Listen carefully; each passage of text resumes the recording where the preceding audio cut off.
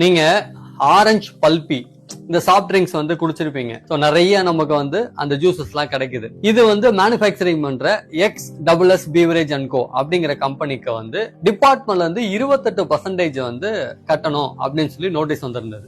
ஆக்சுவலா இந்த மாதிரி பல்ப் இருக்கக்கூடிய, அதாவது ஆரஞ்சு இல்ல ஆப்பிள் அந்த மாதிரி ஃப்ரூட் ரிலேட்டடா இருக்கக்கூடிய பீவரேஜஸ்க்கு வந்து பாத்தீங்கன்னா 12% தான் ஜிஎஸ்டி வரும். எரேட்டட் வாட்டர்ஸ், அதாவது ஃபுல்லா கேஸ் ரிலேட்டடா இருக்கக்கூடிய சாஃப்ட் ட்ரிங்க்ஸுக்கு தான் வந்து 28% வரும். ஆனா டிபார்ட்மெண்ட் வந்து இவங்களுக்கு 28% ஜிஎஸ்டி வரும் அப்படின்னு சொல்லி நோட்டீஸ் அனுப்பிச்சிருந்தாங்க. சோ அப்பீல் போயும் அது வந்து சரியா அவங்களுக்கு அமையல. சோ என்ன பண்ணாங்கன்னா ஹைகோர்ட் அப்ரோச் பண்ணாங்க.